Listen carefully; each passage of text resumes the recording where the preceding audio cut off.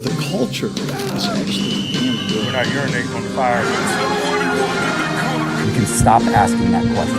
I'm going to be calling the defense. When I talk to Russell about none of your business. Both games. Welcome to 2024, proudly sponsored by DraftKings. Well, the year isn't, but Sportsball is. Speaking of Sportsball, there's a certain NFL playoffs that are just around the corner. The final spots are being locked in as I speak. And DraftKings Sportsbook has the tools needed to add that extra tension and edge to a month already full of it. There are a few sweeteners to make things interesting. First, all new customers can bet just $5 and receive $200 in bonus bets instantly. That offer goes for any game, any situation, any player. If I want to bet to my heart's content on Baltimore and San Francisco, you bet that I can do it on DraftKings. Better yet, what if I wanted to combine multiple bets on the same game? This is where it gets even better. Same-game parlays are the solution, and with the no-sweat bet, you still win. If the parlay doesn't hit, you still get a bonus bet just for attempting it. The opportunities are endless for any scenario you desire. And the best way to take advantage is to use the promo code UTREE in the DraftKings Sportsbook app. If you wish to partake in the madness, there's only one way to do it, and it's with DraftKings, an official partner of the NFL. As always, remember to gamble responsibly. Week 18. A time of majesty and might, where future playoff victims are given a second chance at life, and the outliers begin a long off-season of introspection and recovery. There is much to play for in this final week, but as always, we have to go over the games of least importance first. It's only fair to add tension to a week chock full of it. May have reached the end of the Belichick era. The expiration date got hit a while ago, but he's got one last trick up his sleeve. A game bogged down by heavy snow. In the old days, the hoodie would have tucked and mucked his way to a win by any means necessary. But that magic is long gone. What we get in its stead is simply death. The end of life. The end of offense. The end of anything resembling the empire of old. Only its decaying remnants executing themselves in quick fashion. Brees Young stands tall, dominating in this miserable setting. And in the abyss, there are only hollow victories. The New York Jets finally beat Belichick and the Patriots after years of trying with nothing to play for. Jets fans were hoping this year would have been something special. And to be fair, it was. Just not in the ways they wanted. I do have a trophy here for you as consolation. A vintage injury bowl. It's the only thing you've won in over 50 years, so I'd honestly shut up and take it. Figured this would be in the opposite scenario at the start of the year, but things are weird in 2024. The Browns are the ones resting their starters, which means that Cleveland's now starting their 5th QB of the season. Jeff Driscoll's still in the NFL? It's the most amazing thing I've heard in a while. With a performance like this, it's a wonder why he even got another chance to begin with. Well, I guess it's another story to tell his grandkids in 50 years. When the Bengals look back, they'll want to drown this season in liquor and misery. This was as lost a year as you can get. Injuries, the sluggish start, and then the death knell when Burrow went down. Only the pondering of alternate outcomes. Dominating win means nothing more than every team in the AFC North finishing over 500 on the year. No celebrations, only mourning what was torn from them. There's always next year, they say. But what happens if year after year is more of the same? That's true pain. Kansas City can't get much worse than their shitty performances recently, but with the division already secure, no point in playing most of the starters. Season's already wonky as hell, so why not enjoy an encore appearance of Blaine fucking Gabbert as he goes up against Easton Stick? The matchup no one's been dying to see this season. This game will end up like that final scene in Raiders of the Lost Ark. Packed away in a box buried in a warehouse never to be found again. Did anyone pay attention to this game? Perhaps they simply tuned out after peak charging happened near the goal line. For a 97-yard scoop and score by KC. If that ain't their season in one play, I don't know what the hell is. The only thing to remember about it was Chris Jones getting paid a hefty bonus for double-digit sacks. Otherwise, it was a mere business transaction. There were a bunch of field goals that happened in the process, but in the end, the Chiefs got the last laugh with a 1-point victory. The Bolts dare waste one of the greatest carry jobs by Easton Stick? That's worthy of scorn. Fuck you, Spanos. Another tremendous battle of mid is taking place. But to call this mid would be flattering to both franchises. We have Jarrett Stidham against Aiden O'Connell. This isn't even making the cut in a Saturday afternoon matinee. Denver isn't playing for much. Their season's over. and it showed them with an offensive spark that set the gasoline around them on fire. The Raiders, though, they're playing to audition Antonio Pierce for a head coaching role. His tactics and game planning are unproven, but there's something about his style that's just so Raiders. They have an identity again. The autumn wind's been playing like sandpaper, just a pain in the fucking ass with a chip on their shoulder. It's more than enough to win against a dying ride, but the final call will be on Mark Davis. 2 years ago, he made a predictable mistake by hiring Josh McSnakeoil over Rich Bisaccia. If he overlooks the interim coach again, he better have a good name in mind, and not just making another inferior clone. Look at the madness that has been unleashed in this, the year of our Lord 2024. Sam Darnold starting a game for San Francisco. A ton of players are resting for the Niners, but that's not the biggest surprise. Matthew Stafford's being given the week off, which means that he's back. Carson Wentz returning under center after being left for dead on the side of the road. You wasted a revival potion on him? Not like Puka Nacua, who now holds the rookie reception and receiving yardage records. But records don't help much when San Francisco jumps out to a 20-6 lead at halftime. I hope you like twists. The most shocking thing of all is that Wentz didn't completely shit the bed in a pivotal Week 17 or Week 18 matchup yet again. Perhaps all can be healed in time. Or maybe he was just playing versus backups on a team with little to fight for. He'll overcome the deficit with plenty of heroics and get them not only 2 touchdowns in the second half, but a 2-point conversion to take the lead by 1. It would stay at that mark. Sam Darnold is Sam Darnold, and the mid-tier Rams finally beat San Francisco in a regular season game. The grudge match for Matthew Stafford against Detroit is intact.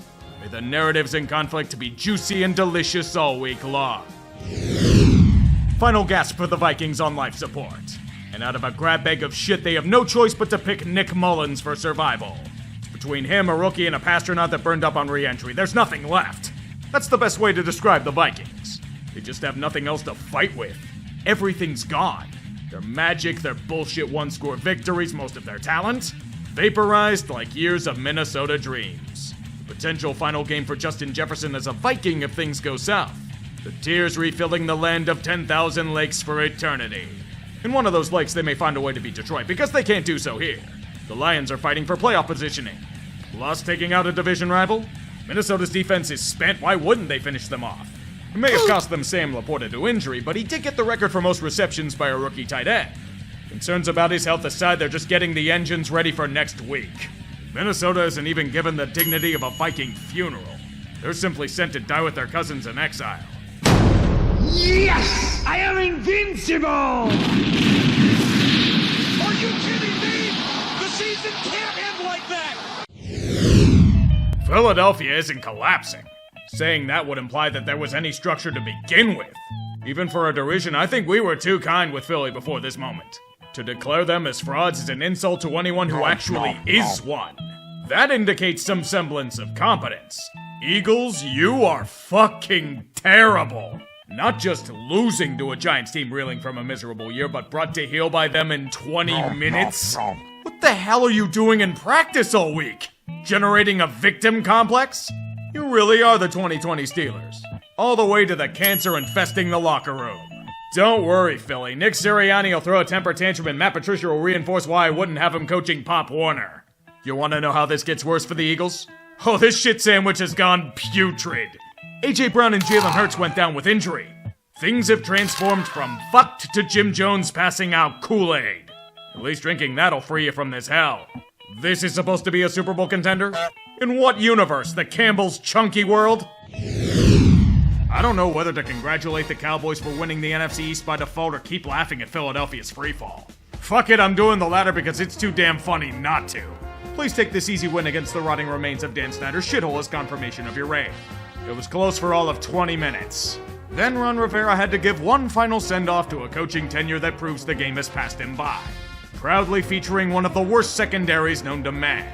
Merely being used as playoff prep by Dak and company. Step on the gas and never let the foot off the pedal. The Cowboys are still really iffy on the road, but you don't have to go on the road that often if you're the number 2 seed. Sam Howell celebrates your accomplishment by becoming a deer in headlights once again. Think out of the much-hyped 2021 quarterback draft class, the only first-rounder making the playoffs is Trey Lance. It's a first time for everything, you know. Even Brendan Aubrey proving he's not a robot by missing a kick. What a world. The first real contentious battleground in the NFC is the wildcard spot that should not exist.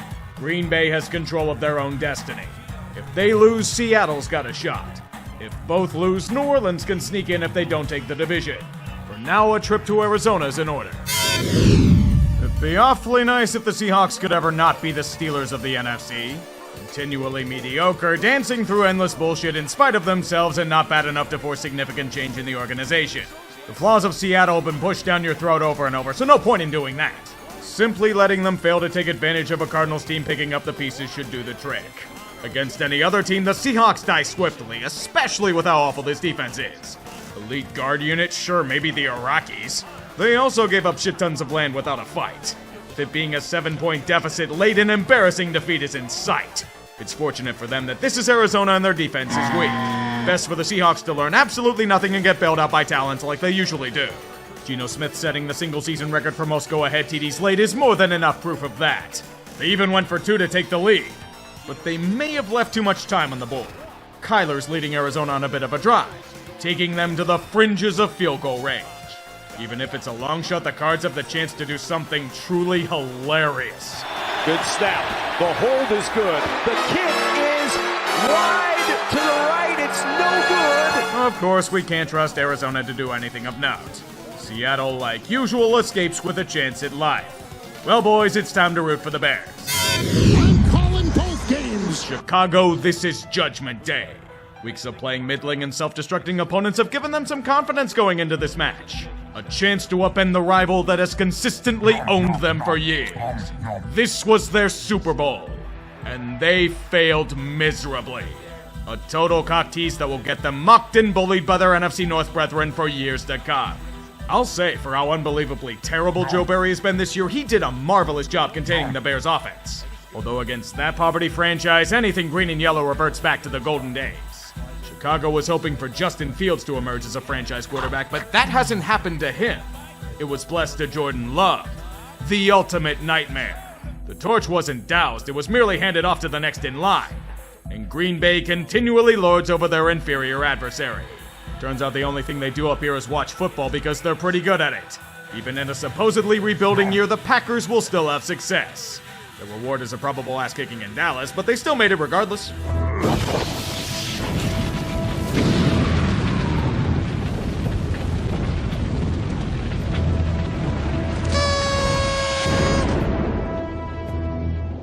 Well, Seattle, what do you have to say for yourselves? You had a golden opportunity to seize the division earlier in the year and you did nothing but light cigars while pissing down your leg. People gave me shit for saying it beforehand, but I'll do so with vindication now. You are fucking frauds.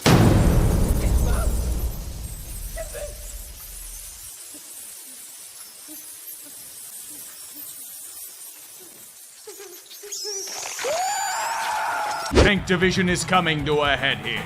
Tampa Bay wins it by default if they somehow don't shit it hard against Carolina. Atlanta and New Orleans will be eager to pounce if things somehow implode for them. To Louisiana we go.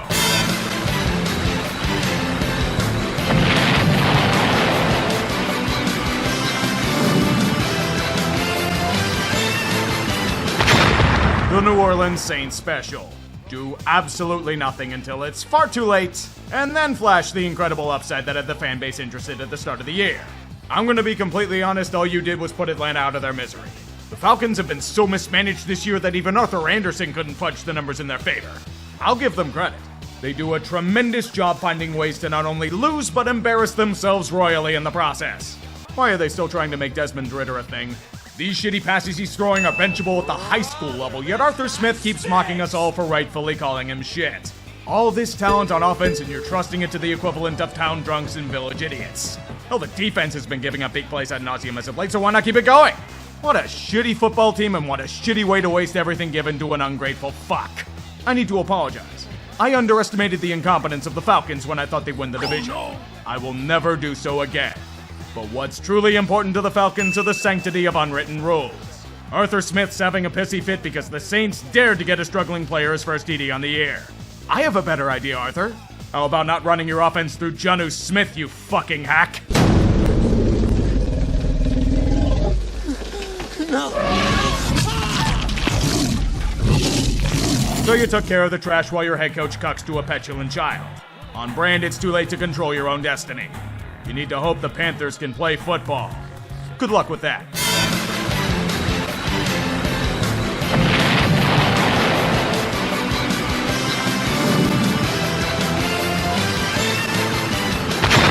Calling both games. I finally have good news for the Carolina Panthers.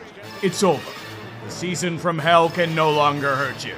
Only the memory of it will bully you from within for time eternal. You wonder why no one in Charlotte gives a shit about this franchise? This game is an example of why. It's a fucking comedy sketch that Monty Python would have written up. Witness how you get a well-orchestrated pass from Bryce to DJ Chark, screaming down the far sideline, diving for the end zone, and then fumbling the ball away just before he crosses the plane. Tampa recovers. Don't worry, it's by one failure, get more free today. Experience this great running play by Raheem Blackshear, sprinting for a touchdown, only to be undone by offensive holding. And then Bryce is strip sacked on the very next play, not scoring a single goddamn point in the final two games, reiterating absolute failure. Scott Fitterer is obviously losing his job, but you wish that David Tepper could be fired as well. He's the head of this cancerous hydra, and until you take him out, the Panthers are screwed. Tampa Bay played down to competition so hard you'd think they were in the third circle of hell. But Carolina's just so bad that they won by all but default. Congrats to the Buccaneers on winning Tank Division, said no one whatsoever.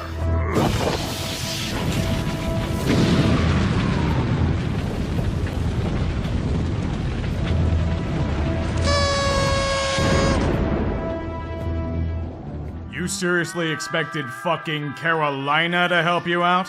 They can't match shapes, they're so neurologically damaged. I'm supposed to have sympathy for the Saints? With the bullshit they pulled all year? Your punishment is Dennis Allen and his clown crew staying put in the greatest failure of all. Enjoy your stay in football hell.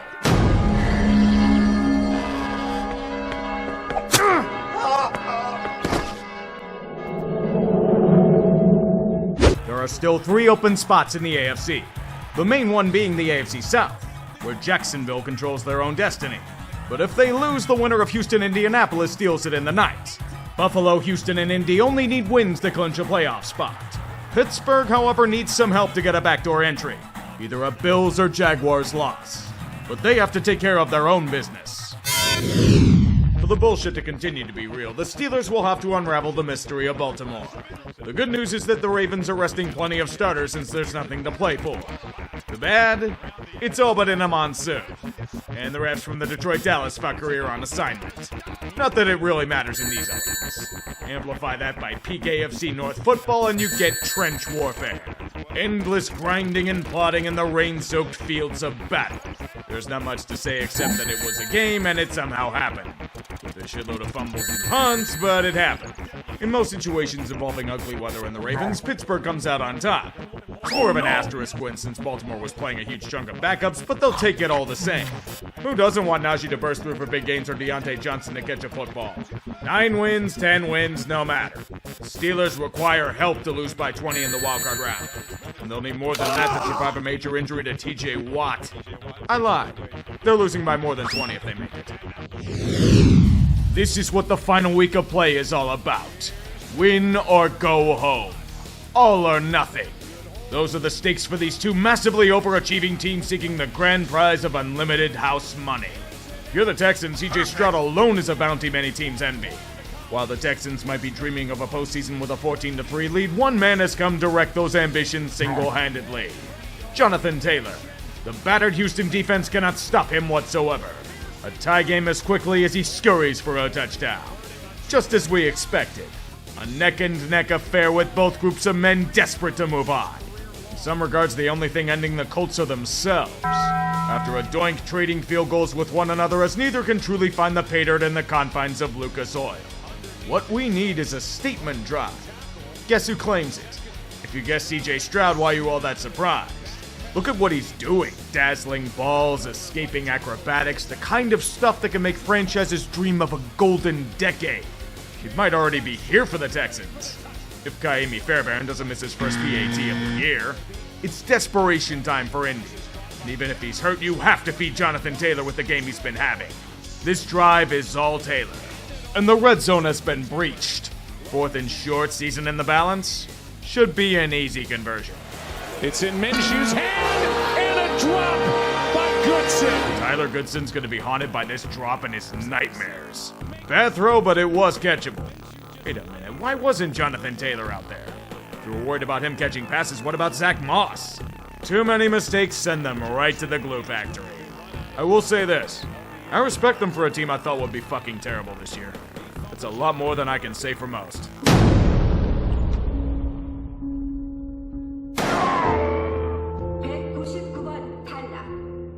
A year ago we were mocking the Texans for royally fucking their tank with a win in Indianapolis.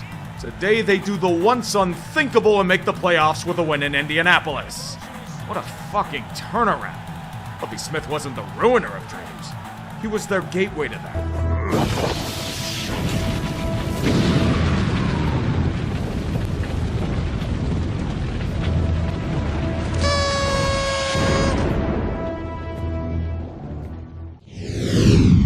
Pittsburgh and Houston victories, this matchup has become must-win for Jacksonville to stay alive.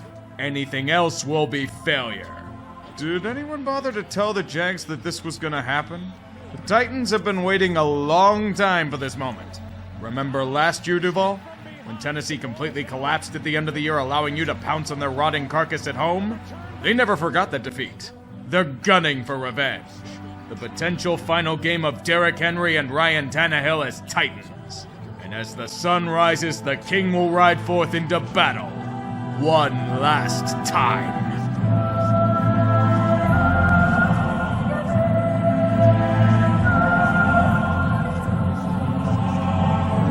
For wrath, for ruin, and the Red Dawn. For Theolingus. King Henry is rumbling down the mountainside, killing off any defender in his path. And a reeling Jacksonville team can only watch as their dreams crumble beneath them. Their great fortress is breached, and the ransacking of whatever hasn't decayed is beginning. All the Jaguars can do is watch in stunned silence. All has failed. Everything is dying on them. Will Trevor Lawrence answer the call? He cannot. He is injured and lame, but his regression is serious, and his foolhardiness is getting him killed in battle. The vaunted defenses are nothing but Josh Allen. Everything else has ceased functioning. The dreams of Saxonville are melting away into a bleak nightmare scenario.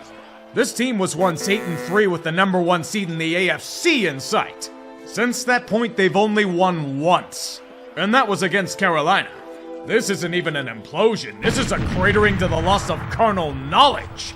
All information acquired in the art of football has been lost, and the only thing left is a trophy signifying them of being lolcow of the week, a reversion to the original standard.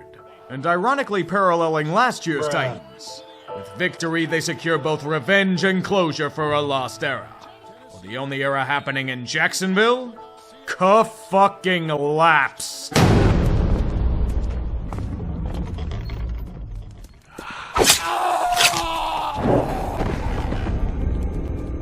I don't know whether Pittsburgh should be thanking or loathing the Titans for winning this match. A terrible year deserves a terrible team entering the fray. The bullshit is real.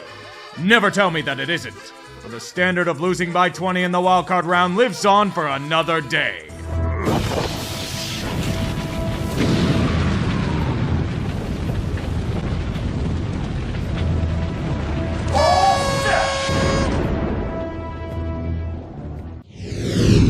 Before we begin, I must hand the Bills their honorary pass to the playoffs, regardless of outcome. It came a bit late, but there were some technicalities to sort out.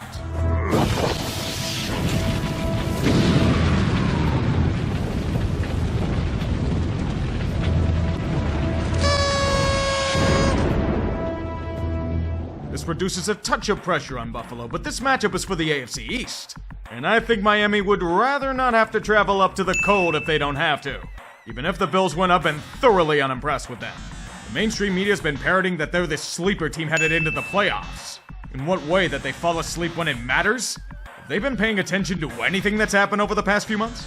This is a team that's been escaping their own incompetence repeatedly. A group that relies on high-end talent to bail them out. A prime example. Buffalo was in or near the red zone 6 times in this game. They only scored points on 2 of them. The rest were self-inflicted wounds. Either Josh Allen becomes fire god or he burns himself up repeatedly with turnovers. They get way too over-aggressive and don't take the damn points before half. It's frustrating because with the way they dominated Miami, this shouldn't have been anywhere near a contest. The Dolphins are destroyed, yet they keep getting chances at life. Buffalo's begging them to do something with it, but trusting Tua's arm has backfired on them. You should be leery of both teams. But at least the Bills got bailed out by talent and broken plays. Can you tell I'm not bullish on them? Somehow managed to win the division because Miami is crumbling at the seams. Even in their final chance due to Buffalo's arrogance, Tua's haters rejoice with a pass thrown into double coverage to seal the game. Seriously, you're trusting Chase Claypool with the final drive? You deserve to freeze your ass off in Kansas City. Have fun playing with a second-string defense. It has been settled. A little more anticlimactic than usual, but sometimes conclusions are very underwhelming. Just ask Game of Thrones. The playoff matchups are now set in stone. The AFC Baltimore gets a first-round bye to go up against the trainees from Police Academy. Buffalo somehow secures the second seed and a probable first-round bye since they're playing Pittsburgh at home. I'll laugh hysterically if they blow it.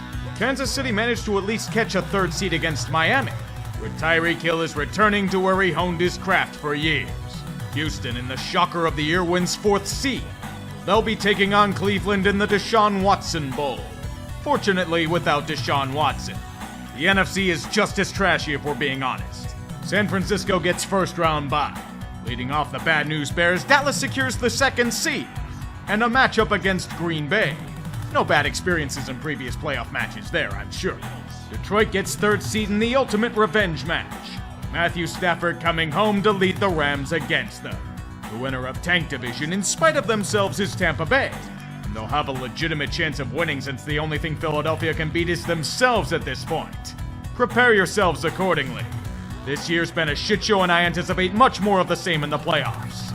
Take care, and I'll see you for the Haters Guide.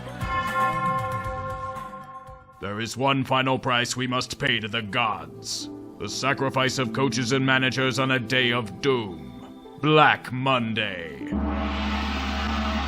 He didn't win any one games in fantasy, and he certainly didn't win many in reality either. He hid in the shadows because of how shit other coaches were around the league, but Arthur was a testament to a tried and true principle. The Dunning-Kruger effect. I firmly believe this guy has an intellectual disability. There's no way that a man using any sort of logic would run that offense with that talent in such an archaic and convoluted manner.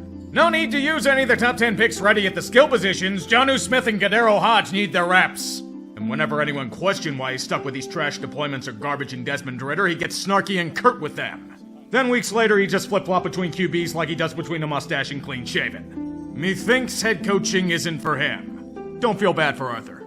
There's always FedEx. We all have an expiration date. Never forget it.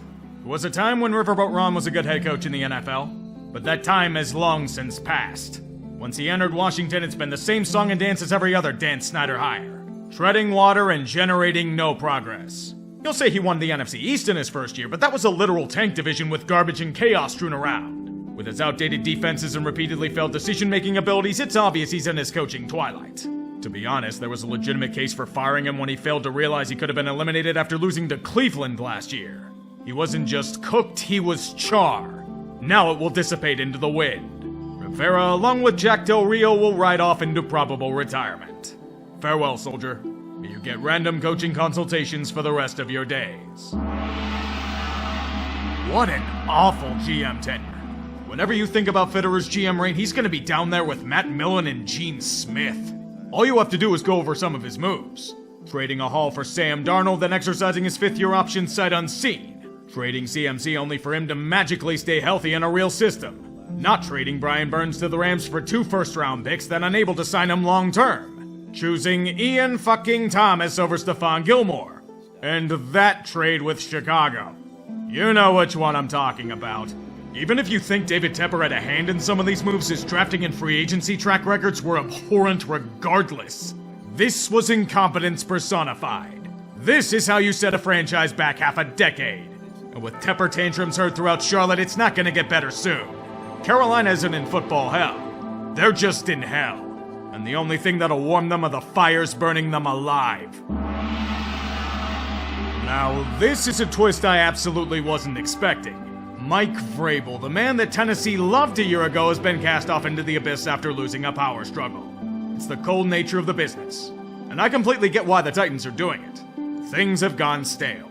The organization recognizes the need for change and is moving on because it's what needs to be done. I'm honestly not a Vrabel fan. He's incredibly stubborn with his tactical approach and surrounds himself with way too many of his buddies. Todd Downing as offensive coordinator should be all you need to see for that. He wasn't evolving and the organization desires a new voice. It was a tough call, but I respect them for it. It's honestly a lot like Andy Reid and Philly. Both parties needed to move on. Vrabel will be out of a job for all of 5 minutes. Now if he learns from his mistakes and evolves as a coach, time will tell on that front. They actually did it. I was expecting this to potentially happen to the hoodie, but Pete Carroll? It's really a firing via promotion, but an era is over in Seattle. He had been past his expiration date as a Seahawk, but I'm still surprised they managed to pull the trigger. I thought he had that job for as long as he wanted. However, perhaps like their porous defense and god-awful red zone play, Carroll's message had lost its luster. Seattle strikes me as a team on a hamster wheel of football hell. Not good enough to truly compete, but good enough to not be terrible. They've only won one playoff game in 7 years. That ain't anywhere near good enough to have permanent security. Pete's one of the best coaches in their history, but this had to be done. The team needed a new voice, for the sake of the logo on their uniform. I simply hope the organization ran the pink slip to him. If they tried to throw it, it might have been picked off. May this sacrifice be enough to appease the insatiable lust of the football gods. Please, dear God, this league has given so much to them. 32-yard attempt from Aubrey. It's up and it's blocked. Washington scoops it up with room to roll. Chase Whitaker's got it with a convoy down the sidelines. He goes, still in bounds and finally taken out.